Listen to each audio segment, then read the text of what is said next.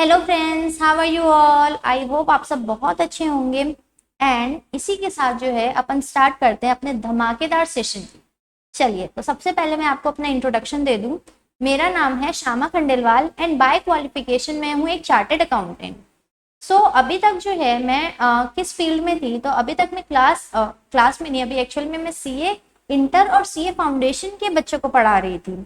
But क्या है ना, सीए फाउंडेशन के बच्चों को पढ़ाते वक्त मैंने कुछ चीज़ें रियलाइज की कि बच्चों का कंसेप्ट जो है कहीं ना कहीं क्लियर नहीं रहता है बहुत ज़्यादा। तो मैंने ये सोचा कि क्यों ना हम एक काम करें कि यूट्यूब में जो है कुछ अच्छा कंसेप्ट बना के वीडियोस डालें, ताकि जो भी बच्चे हैं जो 11th-12th के हैं उनका क्या हो सके, बेस क्लियर हो सके।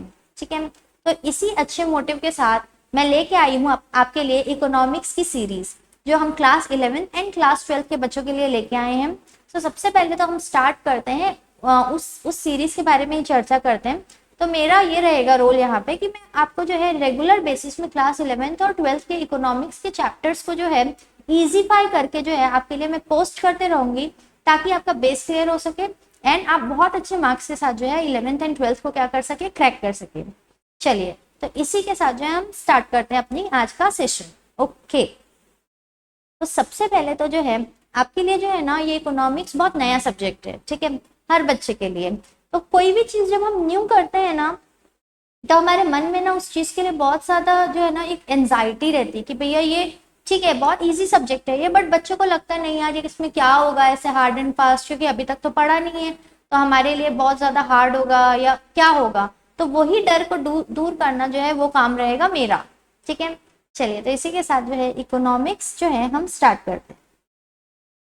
अभी तक हम कौन कौन से सब्जेक्ट्स पढ़ के आए हैं? हम पढ़ के आए हैं मैम, हम अभी तक ना मैथ्स पढ़ के आए हैं। मैम अभी तक ना हम और कौन सा सब्जेक्ट पढ़ के आए हैं? हिस्ट्री पढ़ के आए हैं। और क्या पढ़ के आए हैं? हम अभी तक साइंस पढ़ के आए हैं। ठीक है, ये सब सब्जेक्ट, ग्रामर पढ़े हैं, इंग्लिश पढ़े हैं, ये सब पढ़े हैं। ठीक है, अभी अपन लेते हैं 3 सब्जेक्ट्स को। तो मैथ्स में जो है हम क्या पढ़ के आए हैं? मैथ्स में हम जो भी पढ़े हैं वो किन चीजों से रिलेटेड था? नंबर से रिलेटेड था। किससे रिलेटेड था? नंबर से। ठीक है, हिस्ट्री किस चीज से रिलेटेड होती है? पास्ट से रिलेटेड होती है। जो भी पास्ट में घटना हुई होगी उससे रिलेटेड जो चीजें होती है वो किस में आती है? हिस्ट्री। साइंस में क्या आता है? साइंस में जो है साइंटिफिक एक्सपेरिमेंट्स होता है। ठीक है, ये सब चीजें किस में आती है? साइंस में आती है। बट हम पढ़ने क्या वाले हैं मैम? हम पढ़ने वाले हैं इकोनॉमिक्स। तो हम क्या पढ़ने वाले हैं? Economics, right. सो इकोनॉमिक्स में जो है ना हम क्या पढ़ेंगे, जो भी डिमांड होती है, ठीक है, डिमांड होती है या फिर सप्लाई होती है या फिर इनकम होती है या फिर बहुत सारी चीजें जो हम पढ़ेंगे आगे धीरे धीरे, इनसे रिलेटेड जब स्टडीज करते हैं ना तो वो सब आता है इकोनॉमिक्स में। ठीक है, वैसे थोड़ा सा बता दो डिमांड क्या होता है। फॉर एग्जांपल लेमन लैंग्वेज में सबको पता होगा डिमांड क्या होता है, बट एक बार बता दूं कि डिमांड मतलब किसी भी चीज की डिजायर करना। लेकिन वो डिजायर ही सिर्फ डिमांड नहीं होती। अगर मैं कोई चीज की डिजायर करूँ, फॉर एग्जाम्पल मेरे को चाहिए एक BMW, बट डिजायर से कुछ नहीं होता। अगर मेरे पास BMW खरीदने की जो है मेरे पास क्षमता भी है, कैपेसिटी भी है, एंड मैं BMW खरीदना चाहती हूँ और मेरे पास कैपेसिटी भी है, तब जाके मेरी डिजायर क्या बनेगी? डिमांड बनेगी। ठीक है, ये सब चीजें हम आगे धीरे धीरे करके देखेंगे। तो अभी तो यहीं तक रहते हैं कि इकोनॉमिक्स में हम क्या पढ़ने वाले हैं? डिमांड के बारे में, सप्लाई के बारे में, इनकम के बारे में, एक्सपेंसेस, बहुत सारी चीजें, वो सब के बारे में पढ़ने वाले।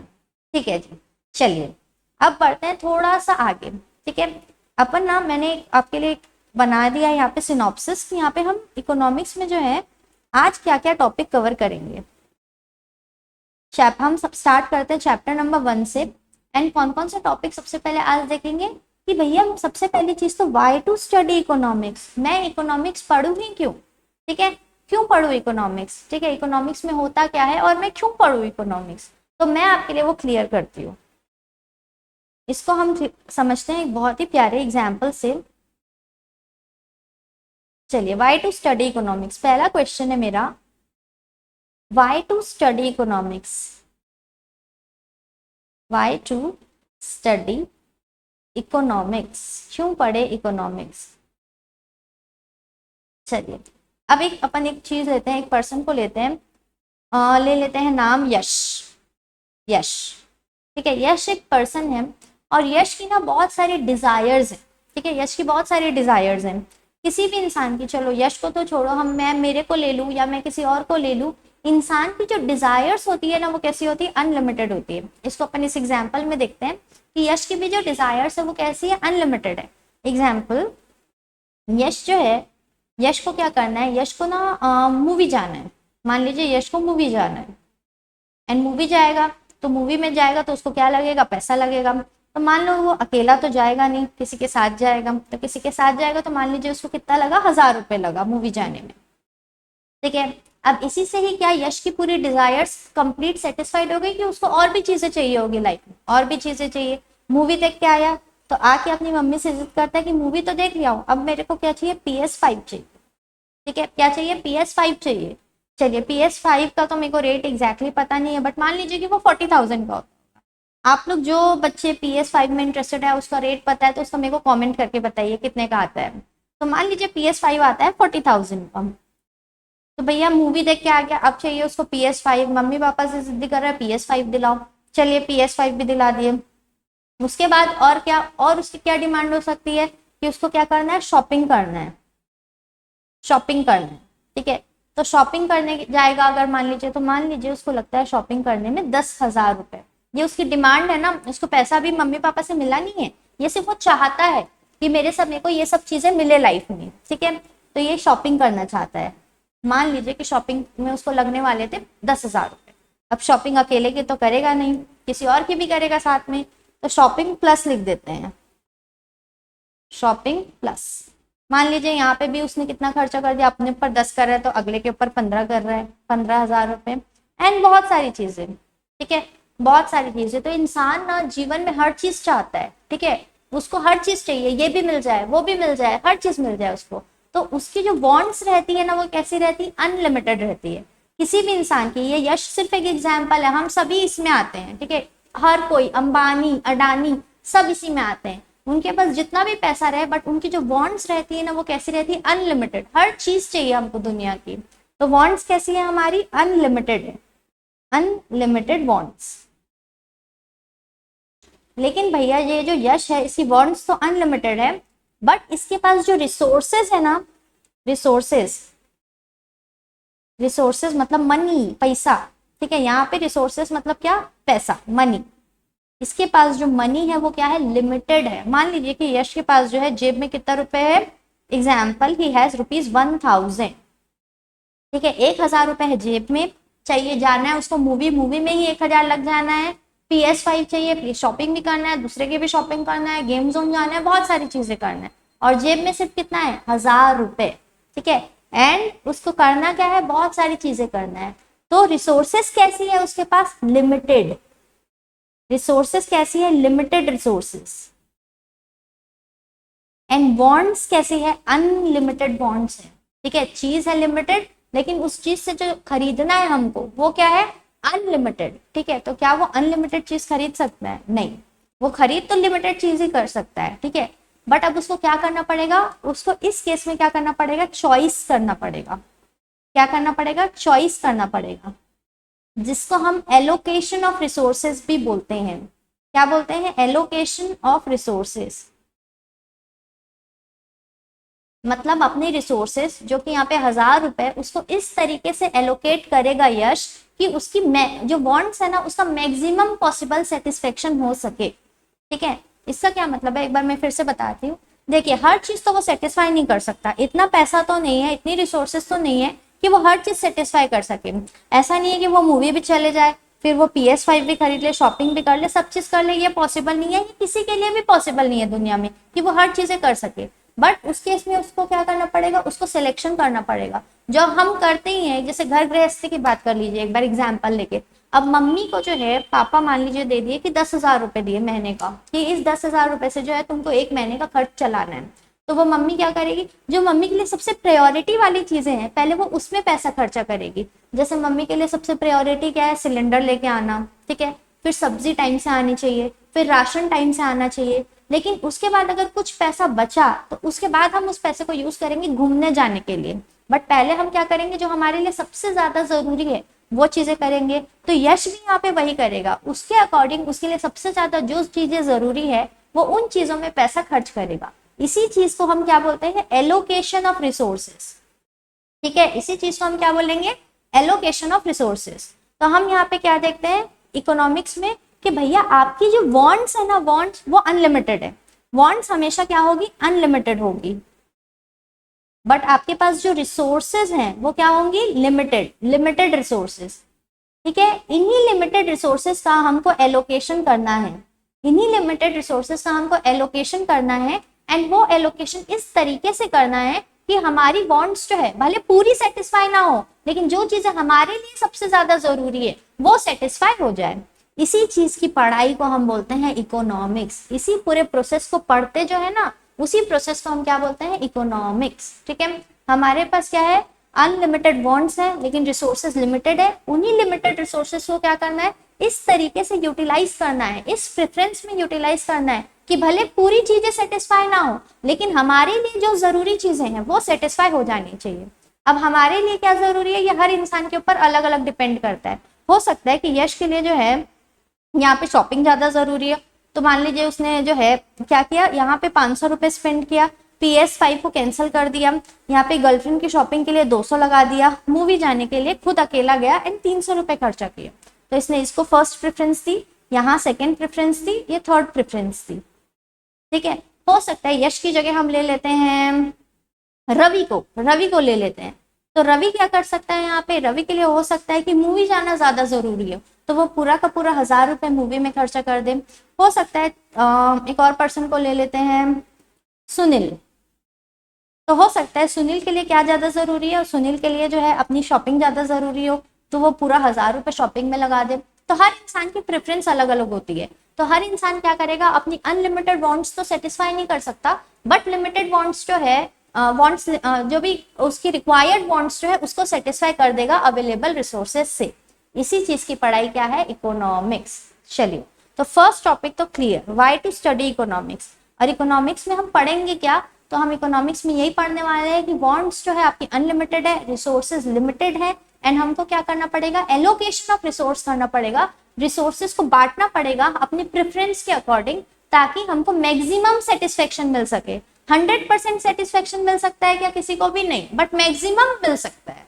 ठीक है, चलिए, तो ये है व्हाई टू स्टडी इकोनॉमिक्स। अब हम जो टॉपिक पढ़े हैं, व्हाट इज इकोनॉमिक प्रॉब्लम। ठीक है, व्हाट इज इकोनॉमिक प्रॉब्लम। तो अभी जो हम प्रोसेस पढ़ रहे थे ना कि रिसोर्सेस क्या है, लिमिटेड है, डिमांड्स क्या है, वांट्स क्या है, अनलिमिटेड है, एंड क्या करना है, एलोकेशन ऑफ रिसोर्सेस, यही तीनों जो है इकोनॉमिक प्रॉब्लम्स होती है। ठीक है, व्हाट इज इकोनॉमिक प्रॉब्लम्स, तो रिसोर्सेज आर स्केयर्स, और हमारी जो डिमांड रहती है वो कैसी रहती है, अनलिमिटेड रहती है, एंड हमको इस वजह से क्या करना पड़ता है, चॉइस करना पड़ता है। इसी को ही इकोनॉमिक प्रॉब्लम बोला जाता है, एंड यही सब्जेक्ट मैटर ऑफ इकोनॉमिक्स है। चलिए, अगर यहाँ तक आप लोगों को क्लियर है तो हम आगे बढ़ते हैं। What is positive economics and what is normative economics. ये थोड़ा सा शायद क्लियर नहीं है, इसको रीराइट कर देती हूँ। What is positive economics and what is normative economics. चलिए, एक मैं इसमें भी एग्जाम्पल लेती हूँ आप लोगों के लिए। ये है पॉजिटिव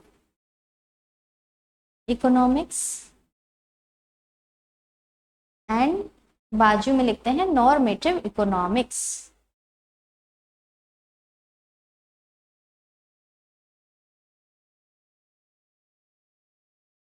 ठीक, चलिए, तो पॉजिटिव इकोनॉमिक्स क्या होता है,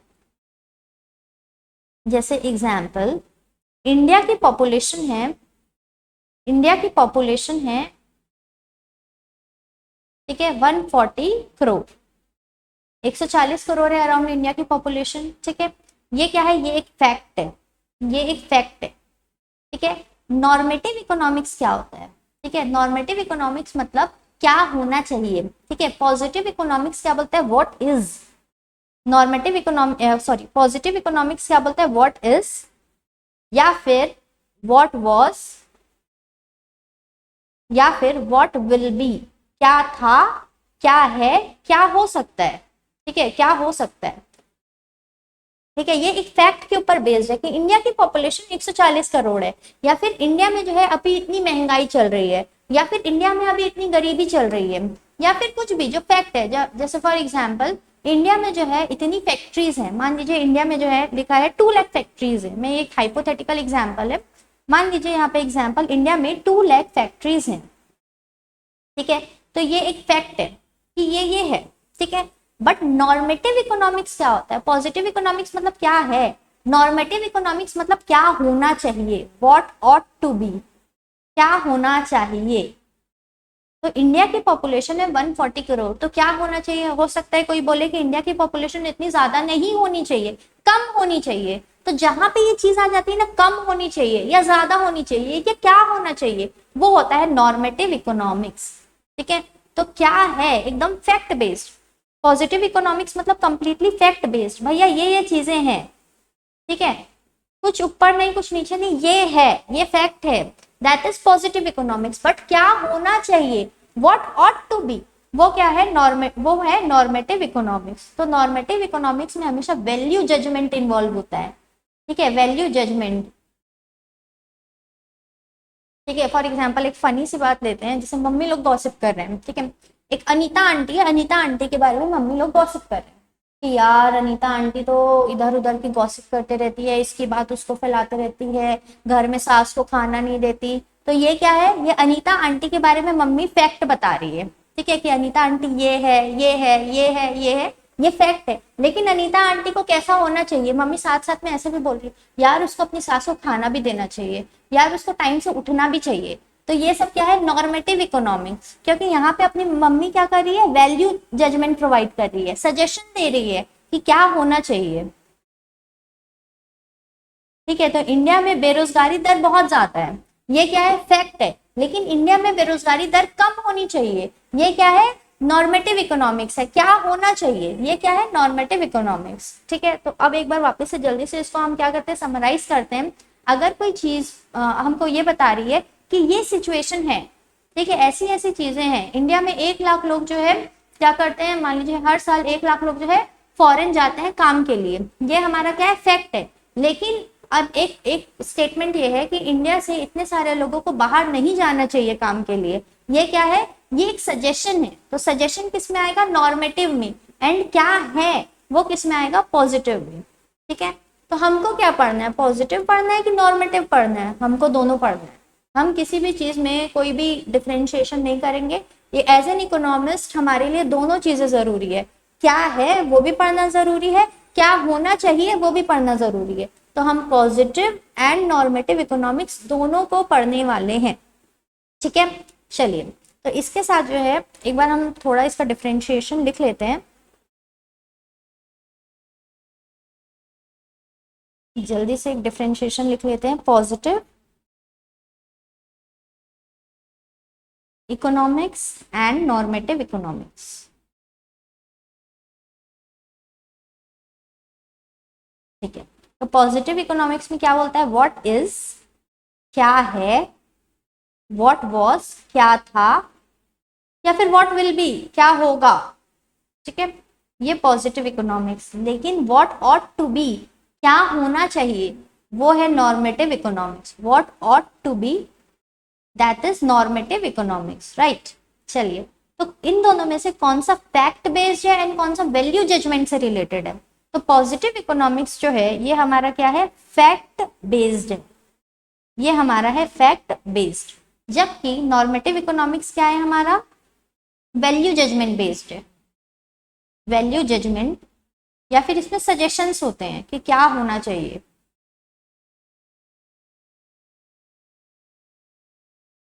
क्या हम पॉजिटिव इकोनॉमिक्स को वेरीफाई कर सकते हैं, तो बिल्कुल वेरीफाई कर सकते हैं, क्योंकि मान लो मैं बोल रही हूँ इंडिया की पॉपुलेशन 140 करोड़ है, तो कुछ ना कुछ तो सर्वे हुआ होगा जिससे हमको पता चला 140 करोड़ है, तो हम क्या उस फिगर को वेरीफाई कर सकते हैं, तो इस फिगर को हम वेरीफाई कर सकते हैं, वेरीफाई कर सकते हैं, verification, verification is possible. But क्या होना चाहिए, क्या हम इसको वेरीफाई कर सकते हैं क्या, नहीं, क्योंकि ये तो एक वो है ना, एक सजेशन है कि ये होना चाहिए, हम उसको वेरीफाई किस चीज से करें, अभी तक तो वो चीज हुई ही नहीं है। तो सेकेंड केस में जो है नॉर्मेटिव इकोनॉमिक्स में वेरिफिकेशन पॉसिबल नहीं है, वेरिफिकेशन इज नॉट पॉसिबल, ठीक है। एक एग्जाम्पल देख लेते हैं, जैसे कि मान लो फोर्थ पॉइंट है ना ये। चलिए फोर्थ पॉइंट, तो फोर्थ पॉइंट में एग्जाम्पल लेते हैं हम, मान लीजिए इंडियाज पॉपुलेशन। इंडियाज पॉपुलेशन जो है ये पता है अभी कितनी है, ठीक है, ये फिक्स है, ये इतनी है 140 करोड़ है, क्या होनी चाहिए, ठीक है। यहाँ पे एग्जाम्पल लेते हैं, what should be India's population, वो किस में आएगा, नॉर्मेटिव इकोनॉमिक्स में। व्हाट शुड बी किस में आएगा, व्हाट शुड बी आएगा नॉर्मेटिव।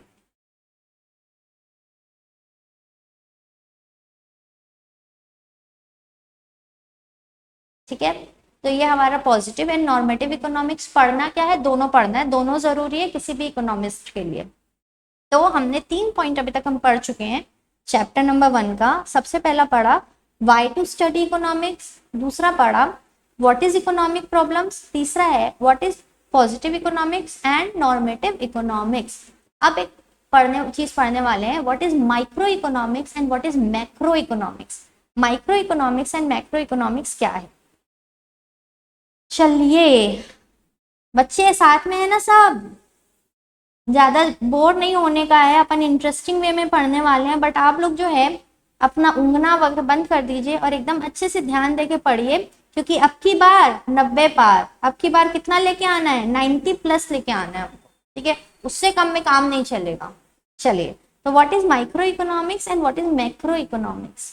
माइक्रो मतलब क्या होता है ना, जैसे फॉर एग्जाम्पल अगर मैं सिर्फ अपनी बात करूं, एक इंडिविजुअल की बात करूं, अगर हम सिर्फ एक इंडिविजुअल की यूनिट की बात करेंगे तो वो किस में आएगा, माइक्रो में आएगा। इंडिविजुअल यूनिट किस में आएगा, माइक्रो में, ठीक है। फॉर एग्जाम्पल मेरी पर्सनल डिमांड, मेरी डिमांड कितनी है, या अतुल की डिमांड कितनी है, या यश की डिमांड कितनी है, या यश कितना रोटी खाता है, या यश को क्या क्या चीजें खरीदनी है, कुछ भी चीज, एक इंडिविजुअल यूनिट की अगर हम बात करेंगे, एक सिंगल पर्सन या सिंगल बिजनेस या सिंगल कंपनी की अगर हम बात करेंगे तो वो किस में आएगा, माइक्रो इकोनॉमिक्स में। लेकिन मैक्रो इकोनॉमिक्स में क्या आएगा, कंट्री एज अ होल की बात होगी, पूरी की पूरी कंट्री की एक साथ जब बात होगी तब वो हम कहाँ पे पढ़ेंगे, मैक्रो में, ठीक है। तो अगर सिर्फ एक इंडिविजुअल यूनिट के बारे में पढ़ना है तो वो कहाँ पे पढ़ेंगे, माइक्रो इकोनॉमिक्स में। लेकिन अगर पूरे के पूरे देश के बारे में पढ़ना है एक साथ तो वो कहाँ पे पढ़ेंगे, मैक्रो इकोनॉमिक्स में पढ़ेंगे। फॉर एग्जाम्पल मान लीजिए कि एक देखते हैं हम, जैसे रजत है, तो रजत जो है, रजत को चॉकलेट बहुत पसंद है, तो रजत मान लीजिए कि एक महीने में रजत जो है 100 चॉकलेट्स खा लेता है, या फिर 100 चॉकलेट्स की क्या करता है, डिमांड करता है, ठीक है। तो यहाँ पे माइक्रो में हम सिर्फ एक जन के बारे में पढ़ रहे हैं, रजत की चॉकलेट की डिमांड कितनी है, तो रजत की चॉकलेट की डिमांड है 100, ठीक है। लेकिन वही हम मैक्रो इकोनॉमिक्स में क्या पढ़ते हैं, पूरे कंट्री में जितने भी लोग हैं, पूरे नेशन में जितने भी लोग हैं, उनकी चॉकलेट की डिमांड कितनी है एक महीने में। हो सकता है एक महीने, यहाँ हम एग्जाम्पल में एक महीना ले रहे हैं, हो सकता है कोई एक दिन का भी स्टडी करे, हो सकता है कोई एक साल का भी स्टडी करे, तो ये सब डिफर कर सकता है, ठीक है। तो हम देखते हैं, मान लीजिए कि पूरी कंट्री जो है वो एक महीने में मान लीजिए कि वो कितना चॉकलेट डिमांड कर रही है, 10 लाख यूनिट्स, 10 लाख यूनिट्स। तो जब हम पूरे के पूरे कंट्री की डिमांड की बात करें तो वो किस में आएगा, मैक्रो। लेकिन जब हम सिर्फ एक इंडिविजुअल की बात करेंगे तो वो किस में आएगा, माइक्रो में, ठीक है। चलिए, ये अगर मान लीजिए एक और एग्जांपल लेते हैं, रजत, मान लीजिए कि रजत जो है उसकी मंथली इनकम है मान लीजिए 10 लाख रुपीज, 10 लाख रुपीज, ये रजत की मंथली इनकम है, ठीक है। या फिर इसको मान लीजिए ईयरली इनकम लिख देते हैं, 10 lakh per annum, 10 lakh per annum या पर ईयर, ठीक है। एक साल में रजत कितना कमाता है, 10 लाख। लेकिन अगर पूरे कंट्री में जितने भी लोग हैं अगर उनकी टोटल इनकम निकाले तो वो किस में आएगा, मैक्रो में। तो जब एक जन की बात होती है तो माइक्रो, जब पूरे के पूरे लोगों की साथ में बात होती है, एग्रीगेट की बात होती है, तो वो किस में आता है, मैक्रो में आता है। इसको हम ना याद ऐसे रख सकते हैं, माइक्रो में आई आता है, तो आई से क्या आता है, इंडिविजुअल, आई से आता है इंडिविजुअल, एंड यहाँ पे ए की बात करेंगे तो ए से आता है एग्रीगेट, एग्रीगेट मतलब सबका मिला के, ठीक है। तो अगर हम एक चीज की बात करें, नेशनल इनकम, तो नेशनल इनकम हमेशा किस में आएगा, मैक्रो में आएगा। क्यों, क्योंकि नेशनल इनकम पूरे इंडिया में जितने भी लोग हैं उनकी इनकम को अगर हम ऐड कर देंगे तो नेशनल इनकम निकलती है, तो सबका मिला के वो किस में आएगा, मैक्रो, क्योंकि मैक्रो बात करता है एग्रीगेट की। लेकिन इंडिविजुअल की अगर हम बात करेंगे तो वो किस में आएगा, माइक्रो में। चलिए, जैसे इंडिविजुअल की डिमांड, इंडिविजुअल की इनकम, ये किस में आएगा, माइक्रो। तो ये हो गया माइक्रो और मैक्रो। अच्छा, माइक्रो और मैक्रो। तो माइक्रो और मैक्रो का हम डिफरेंस भी थोड़ा सा देख लिए। अच्छा, जरूरी क्या है ज्यादा, माइक्रो जरूरी है कि मैक्रो जरूरी है? तो यहाँ पे भी दोनों जरूरी है। जरूरी क्या है, दोनों एक दूसरे के ऊपर डिपेंडेंट है। कैसे डिपेंडेंट है? सबसे पहले तो हम देखते हैं मैक्रो क्यों माइक्रो के ऊपर डिपेंडेंट है। मैक्रो इसलिए माइक्रो के ऊपर डिपेंडेंट है ना, क्योंकि मैक्रो में हम एक चीज बोले थे कि हम क्या देखते हैं, एग्रीगेट में देखते हैं सब चीजों को। जैसे एग्रीगेट में देखते हैं, तो मान लो कि एक कंट्री है और उस कंट्री में सिर्फ 4 लोग हैं, ठीक है? कितने लोग हैं बच्चों? साथ में रहना बेटा, गायब मत हो जाना। एक कंट्री में कितने लोग हैं? 4 लोग हैं, ए बी सी डी। मान लो ए की इनकम है 5 लाख पर ईयर, ठीक है? बी की इनकम है 10 लाख, सी की इनकम है मान लो 8 लाख एंड डी की इनकम है मान लो 7 लाख। तो अगर हम सिर्फ ए की इनकम की बात करें तो ये क्या हो गया, माइक्रो। सिर्फ बी की इनकम या सी की इनकम या सिर्फ डी की इनकम तो हो गया माइक्रो। लेकिन हम अगर मैं इन सबकी इनकम को ऐड कर दूं तो ये क्या हो जाएगा, मैक्रो। तो अगर मेरे को मैक्रो तक पहुंचना है तो मेरे को माइक्रो के डिटेल्स की तो जरूरत है ना, तो इसलिए मैक्रो जो है वो माइक्रो के ऊपर डिपेंडेंट है, ठीक है? क्योंकि हम मैक्रो तक पहुंच ही नहीं सकते जब तक एक एक जन की डिटेल नहीं मिलेगी, हम उसको ऐड कैसे करेंगे? तो इसलिए जो है मैक्रो माइक्रो के ऊपर डिपेंडेंट है, ठीक है? अब माइक्रो क्यों डिपेंडेंट है? देखो माइक्रो इसलिए डिपेंडेंट है ना, जो हम थ्योरी पढ़ेंगे आगे जाके, लॉ ऑफ डिमांड। ये लॉ ऑफ डिमांड की जो थ्योरी हम आगे पढ़ेंगे, ये थ्योरी बनी ही ऐसे है, पता है कैसे बनी है? सारे कंज्यूमर के बिहेवियर को ना हम ऑब्जर्व किए। हम मतलब कि जो भी पहले इकोनॉमिस्ट हुआ करते थे, उन्होंने सारे कंज्यूमर के बिहेवियर को क्या किया, ऑब्जर्व किया, तब जाके उन लोग लॉ ऑफ डिमांड बना पाए, ठीक है? तो लॉ ऑफ डिमांड जो है बेसिकली माइक्रो का कॉन्सेप्ट रहता है। Law of demand basically micro का कॉन्सेप्ट रहता है, लेकिन इस माइक्रो को पढ़ने के लिए हमने हर किसी को ऑब्जर्व किया, मतलब ऑन एन एग्रीगेट हमने सबको ऑब्जर्व किया, तब जाके हम माइक्रो की कोई डिस्कवरी कर पाए। तो इसलिए माइक्रो भी मैक्रो के ऊपर डिपेंडेंट होता है और मैक्रो भी माइक्रो के ऊपर डिपेंडेंट रहता है। दोनों एक दूसरे के ऊपर डिपेंडेंट है, इन दोनों को पढ़ना बहुत जरूरी है हमारे लिए, ठीक है? हमारे लिए क्लास 11th में तो भी हमारे को माइक्रो पढ़ना है, क्लास 12th में जाके जो है हम मैक्रो पढ़ने वाले हैं, ठीक है? ये तो हो गया आपका माइक्रो एंड मैक्रो का डिस्कशन। तो जहां पे इंडिविजुअल यूनिट की बात हुई, MICRO, माइक्रो, आई से इंडिविजुअल तो माइक्रो, ठीक है? जहां पे इंडिविजुअल यूनिट माइक्रो, जहां पे एग्रीगेट मैक्रो। अगर एक जन की इनकम तो माइक्रो, अगर पूरी की पूरी कंट्री की एक साथ इनकम तो मैक्रो, अगर एक जन की demand micro, aggregate demand macro, ठीक है? और क्या ले सकते हैं, मान लीजिए जैसे इंडिया में एक सीमेंट फैक्ट्री कितना प्रोडक्शन कर रही है, तो ये किस में आएगा, माइक्रो में। लेकिन इंडिया में जितनी भी सीमेंट फैक्ट्री है वो टोटल कितना प्रोडक्शन कर रही है, ये किस में आएगा, ये आएगा मैक्रो में, ठीक है? तो ये तो हो गया हमारा माइक्रो एंड मैक्रो। उसके बाद हम देखते हैं यहाँ पे लास्ट जो टॉपिक है हमारा आज का, that is central problems of an economy, ठीक है? Central problems of an economy. तो एक इकोनॉमी में जो है क्या क्या सेंट्रल प्रॉब्लम्स होती है, ठीक है? Central problems of an economy.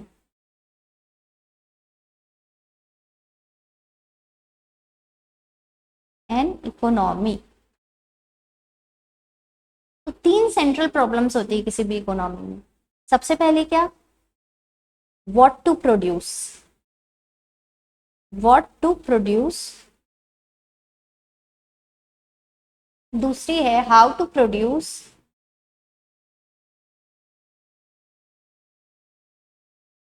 And third है फॉर whom टू प्रोड्यूस। देखो ये सेंट्रल प्रॉब्लम क्यों है इकोनॉमी की, देखो एक चीज हम अभी डिस्कस कर चुके हैं कि रिसोर्सेज जो है ना पूरे वर्ल्ड में वो क्या होती है, लिमिटेड होती है, ठीक है? तो इंसान क्या हर चीज बना सकता है क्या, नहीं बना सकता। तो उसको डिसाइड करना पड़ेगा कि मैं क्या बनाऊं, ठीक है? क्या बनाऊं, कैसे बनाऊं, किसके लिए बनाऊं, वो डिसाइड करना पड़ेगा, क्योंकि हर चीज तो आप बना नहीं सकते, तो इसलिए आपको डिसीजन लेना पड़ेगा। चलिए सबसे पहला डिसीजन क्या, व्हाट टू प्रोड्यूस, क्या बनाए, ठीक है? क्या बनाए, क्या बनाए और कितना बनाए, क्या बनाए और कितना बनाए।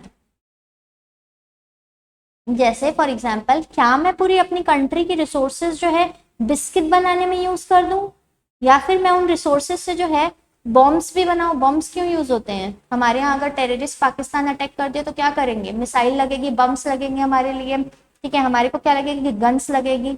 तो ये मान लीजिए इकोनॉमी में दो ही चीजें बनती है, बिस्किट बनता है और दूसरा बनता है गन्स। तो क्या मैं अपनी रिसोर्स पैसा जो है पूरा का पूरा बिस्किट में लगाऊं, या पूरा का पूरा गन्स में लगाऊं, या कुछ बिस्किट में लगाऊं, कुछ पैसा गन्स में लगाऊं?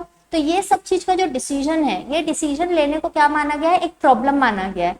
ये one of the central problem of an economy है कि व्हाट टू प्रोड्यूस, क्या बनाए और कितना बनाए। ठीक है, तो जो हमारी इकोनॉमी के लिए सबसे ज्यादा बेनिफिशियल होगा वो सब चीजें हम बनाएंगे। जैसे ऐसा नहीं है कि भैया आप सिर्फ गन्स बनाते जा रहे हैं, अगर आप सिर्फ गन्स बनाते जाएंगे तो लोग खाएंगे क्या?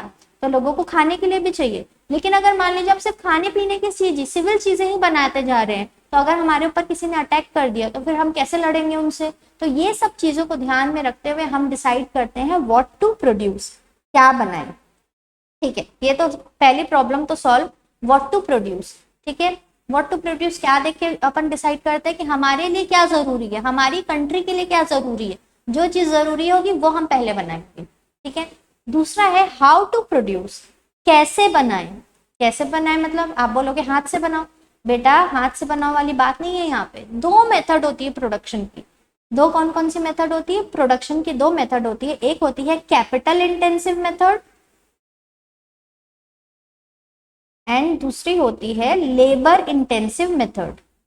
ठीक है, दूसरी कौन सी मेथड होती है बच्चों? Labour intensive method.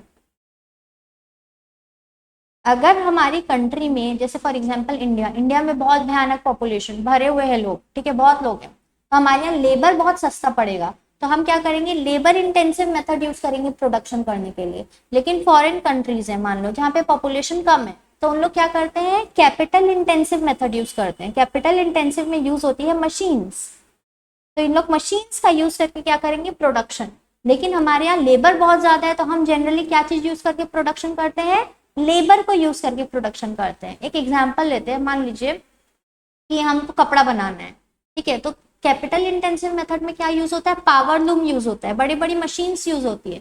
लेकिन लेबर इंटेंसिव मेथड में क्या यूज होता है, हैंडलूम यूज होता है। ठीक है, लेबर लोग खुद अपने हाथ से जो है क्या करते हैं, कपड़े बनाते हैं। तो ये किस चीज के ऊपर डिपेंड करता है कि हम कैसे प्रोडक्शन करें। तो हम या अगर हमारी पॉपुलेशन बहुत ज्यादा है, लेबर बहुत ज्यादा है हमारे पास, तो लेबर सस्ता पड़ेगा, तो लेबर इंटेंसिव मेथड। एंड जहाँ पे हमारे पास पॉपुलेशन कम है लेकिन हमारे पास मशीन्स बहुत ज्यादा है, कैपिटल बहुत ज्यादा है, तो अब वहां पे हम कौन सी मेथड यूज करेंगे, कैपिटल इंटेंसिव मेथड।